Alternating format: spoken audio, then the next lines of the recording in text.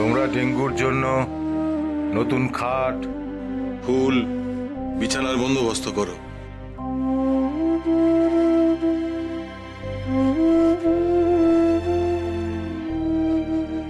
আমরা সবাই মিলে ডেঙ্গুকে নিয়ে শ্মশানে যাব।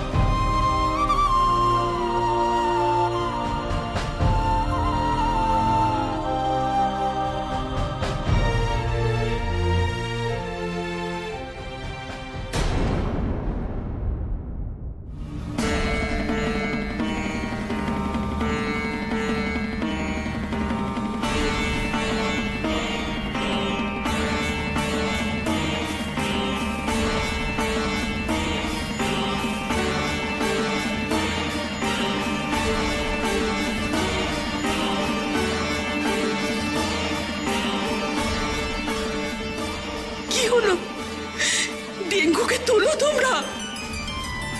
দেহ তোলা যাচ্ছে না গিন্নিমা, প্রচন্ড ভারী। তোমরা কি বলছো? না খেয়ে খেয়ে মানুষটা দুর্বল হয়ে গেছে, তোমরা বলছো ভারী হয়ে গেছে।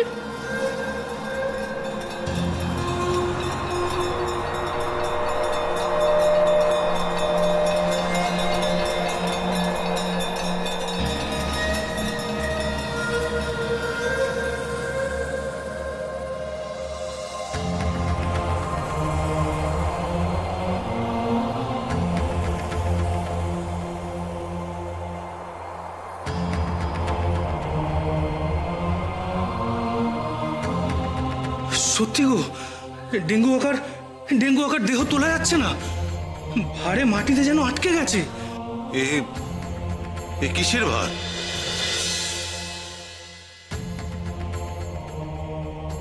কিসের ভার বুঝতে পারছিস না রে?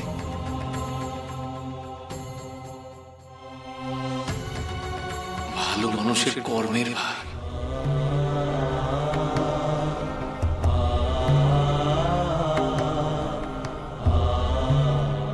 এ ভার বহন করা সহজ নয় রে, সহজ নয়।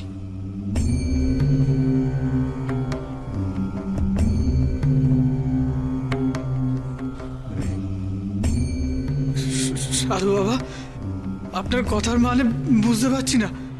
কর্মের ভার মানে? মানুষ যেসব পূর্ণ কর্ম করে, ভালো কাজ করে না রে, সে সব কিছু জমা হয় তার পরজন্মে। আর যা পাপ করে তার ফল তাকে এই জীবনেই ভুগতে হয়। তোর বাপ যে অনেক পুণ্য করেছে রে।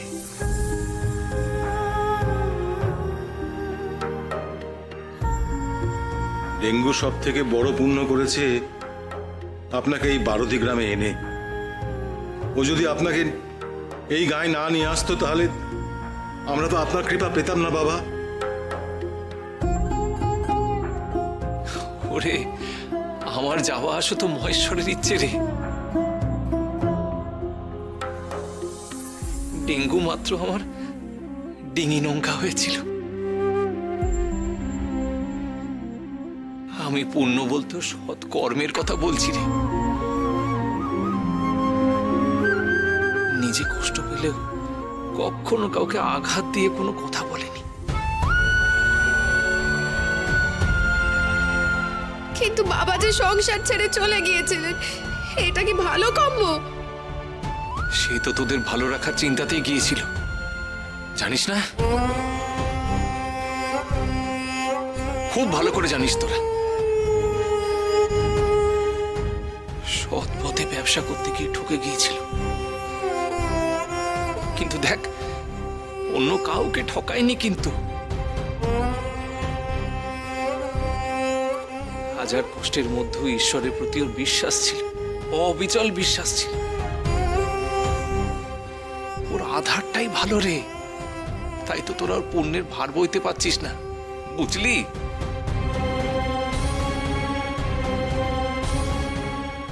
আপনি আপনি ঠিক বলেছেন সাধু বাবা। আমি তো যোগ্য সন্তান হতে পারিনি, অনেক পাপ করেছি।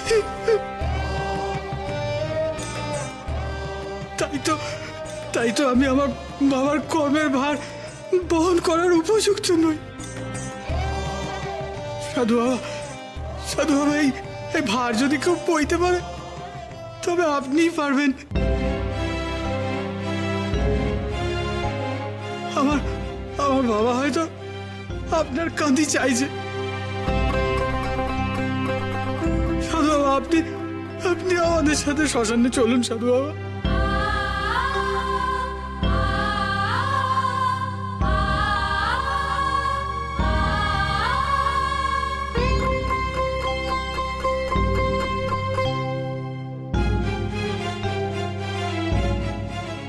ওরা তিনজনে মিলে তুলতে পারলো না, আর সাধু কিনা একা তুলবে? ওই সাধু সাধারণ কেউ নয় নেত্য,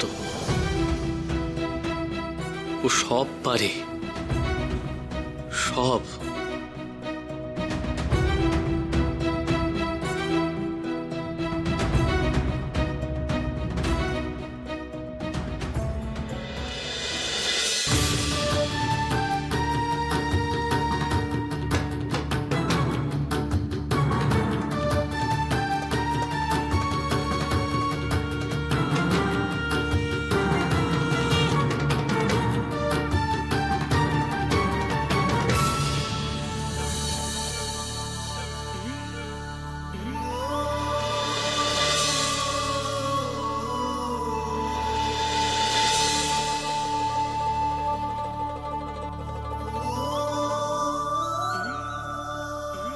জয় শিব শম্ভু। হরির নাম নে সকলে, হরির নাম নে।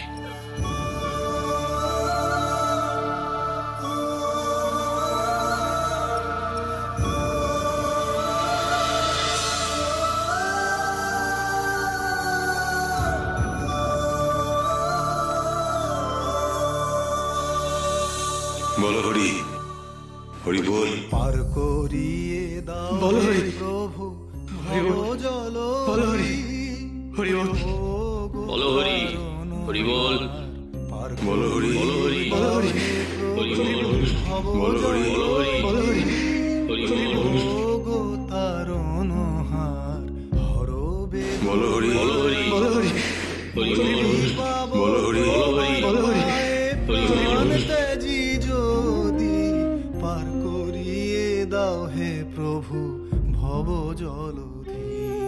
বলো হরি, করিয়ে হরি দাও বল। হে প্রভু ভব জলধি।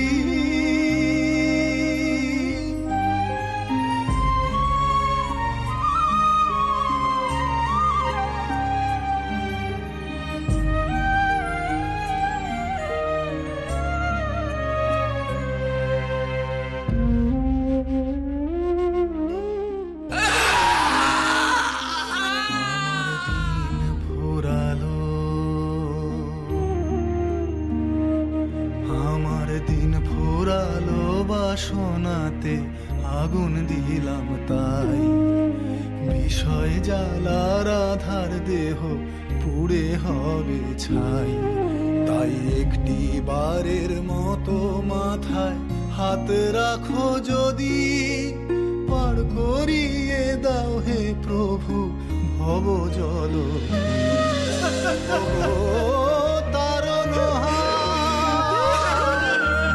মুক্তি পাব তোমার পায়ে, প্রাণ ত্যাজি যদি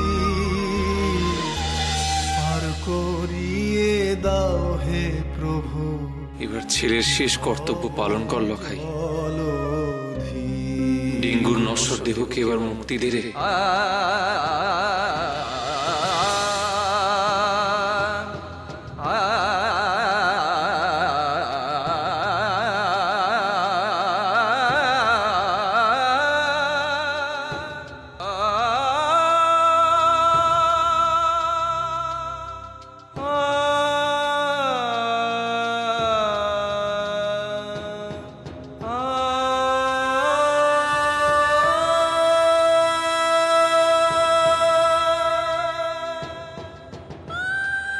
তো বলিস বাবা একটু বিশ্রাম করুন বিশ্রাম করুন, তা ঘুমিয়ে পড়ার পরেও যদি এত কাঁদিস তাহলে শান্তিতে ঘুমে কি করে বল দেখি? আর আর বলবো না বাবা, আপনি চেয়ে থাকুন। হ্যাঁ বাবা, আর আমরা আপনাকে দু চোখ ভরে দেখি, তাতেই আমাদের শান্তি বাবা।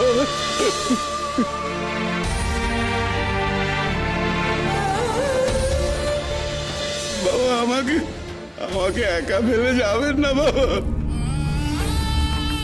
আমাকে নিয়ে যান বাবা, আপনাকে ছাড়া যে আমি বাঁচবো না বাবা।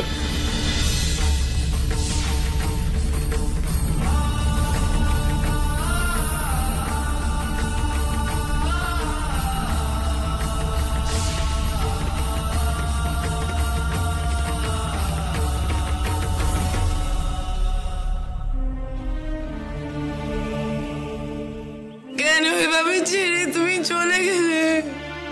একবার আমার কথা তুমি ভাবলে না? মানুষটা কি সাধু বাবার কথা ছাড়া আর কারোর কথা ভেবেছেন মা? কেন এমন কথা বলছো নিত্য? সাধু বাবা কি বলেছেন তুমি শোনোনি? যার যখন সময় হবে তখন তাকে চলে যেতে হবে। ডেঙ্গুর আত্মার শান্তি কামনা করো।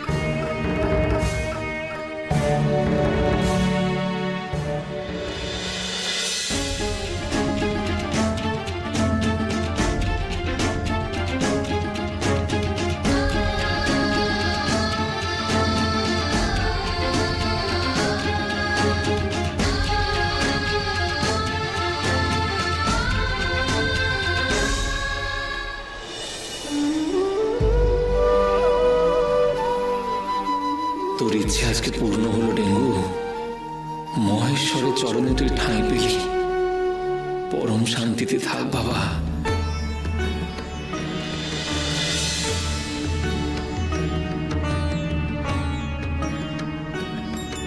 আমার ইচ্ছে কবে পূর্ণ হবে প্রভু? সারা জীবন তোমার সাধনা করেছি মুক্তির জন্য,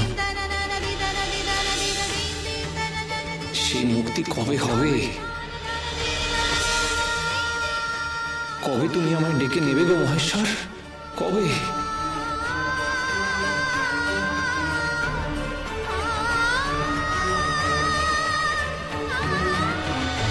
নীলকণ্ঠ ফুল নেবে নাকি গো?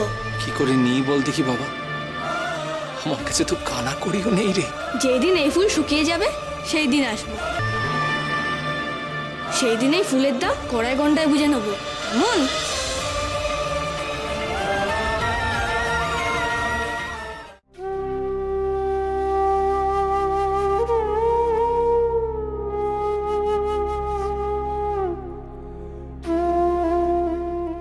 হ্যাঁ গো, দাহ কাজ কি শেষ হয়েছে?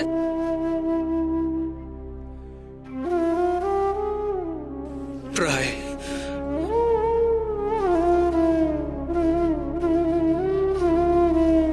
নিত্য, তোমার শাশুড়ি মাকে নিয়ে যাও মা, বাকি আচারগুলো সারতে হবে তো।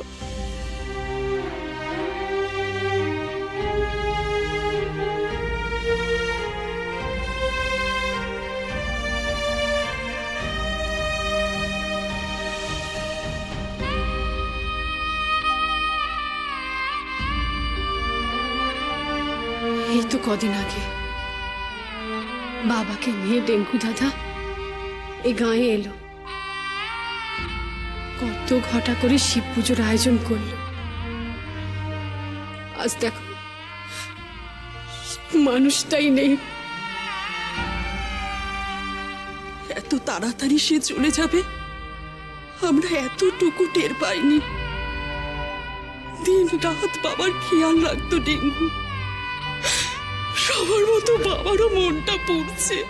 ডেঙ্গু দাদা নেই, বাবা আমার বারোদি ছেড়ে চলে যাবেন না তো?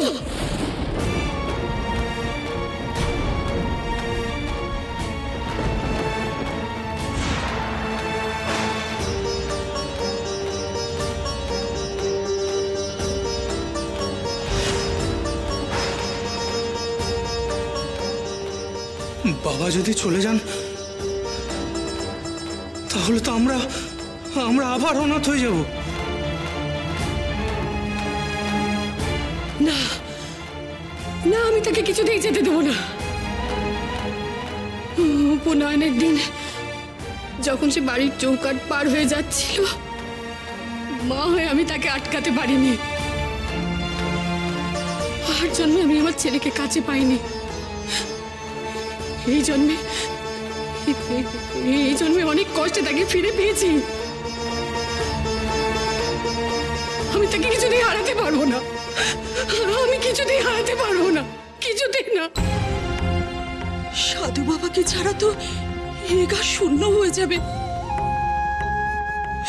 কমলা, তুমি তো ওনার মা, তোমার অনুরোধ সাধু বাবা ফেলতে পারবে না। শ্মশান থেকে ফিরে এলে তুমি বাবাকে এই বাড়িতে ছেড়ে কোথাও যেতে দিও না।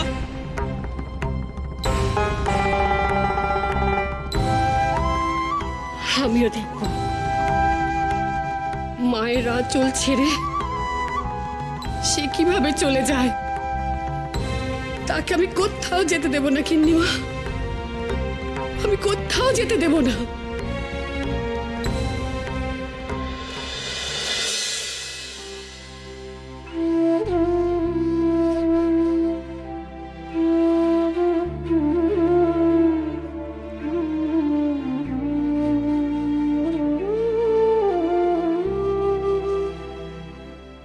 ওই সাধু আমাদের সব বনাশ করে দিল রে। তোর বাবাকে কেড়ে নিল তোর থেকে। সাধু বাবাকে দোষ দিচ্ছ কেন মা? বাবাকে তো দূরে সরিয়েছিলাম আমরাই। যতদিন বাবা বাড়ি ছিল না ততদিন বাবার নামটুকু আমরা নিইনি। আর যখন ফিরে এলো তখন তো আমরাই বাবাকে দূর দূর করে দাঁড়াতে চাইছিলাম। সে তো ওই সাধুকে নিয়ে এছিল বলে। তোর বর নেই, ওই সাধু এবার বিদায় হবে দেখিস। এখন আর বিদে হয়ে কি হবে? আমাদের যা সব বনাশ হওয়ার তো হয়ে গেছে। ওই সাধুই সব নষ্টের মূল। তোমাদের রাগ যদি লোকনাথ বাবার উপরে, তাহলে বাবাকে কেন অবহেলা করতে বলো দেখিনি? দুর্গা তো ডেকে এনেছিল কবিরাজ মশাইকে, তাকে তো দু কথা শোনাতে ছাড়োনি। বাবার শরীর খারাপ দেখেও তাকে তো এতটুকু পর্যন্ত সেবা করোনি। তুই আমাদের দুষ্টিস লকাই? বলি ওই সাধু বাবা তোর বাবার জন্য কি করেছে শুনি?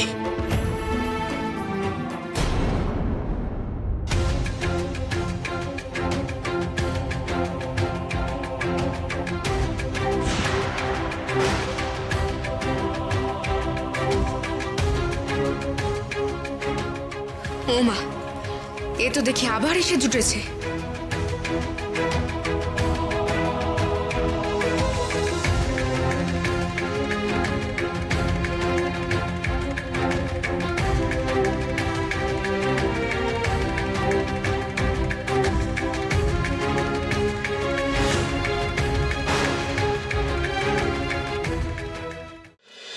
দাঁড়াও, বলি আমাদের সব শেষ করে তুমি আবার এসেছো? আমার স্মৃতি সিঁদুর কেড়ে নিয়েও তোমার শান্তি হয়নি? এই ভিটেতে তুমি আর পা দেবে না। তোমার মুখ আমি দেখতে চাই না। মা, এসব তুমি কি কইছো? তোমার কি মাথা খারাপ হলো নাকি? মাথা খারাপ আমার হয়নি, তোর হয়েছে। আমি যা বলছি তা ঠিকই বলছি। এই সাধু বাবাকে আমি আমার বাড়িতে আর ঢুকতে দেব না। আমি এখানে থাকতে আসিনি রে। ডেঙ্গুকে কথা দিয়েছিলাম ওর জীবনের শেষ দিন অব্দি ওর সঙ্গে থাকবো, তাই তো ফিরে এসেছিলাম। এখন সেই চলে গেল আমাকে ছেড়ে। আমি আর এখানে থেকে কি করবো বল দেখি? থাকবে না তো কি জন্য মুখ দেখাতে এসেছেন শুনি? আমার জিনিস আছে রে ওই গোয়ালে।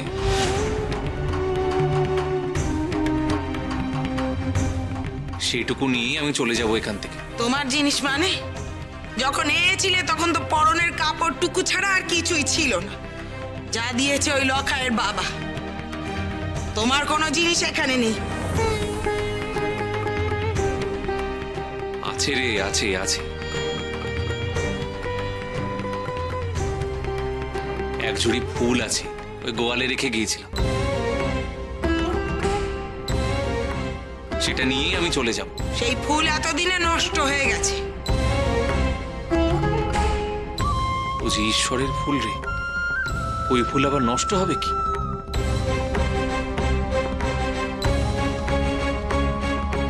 খবরদার, খবরদার, এক পা যদি এগো তোমার কি অবস্থা করি দেখো।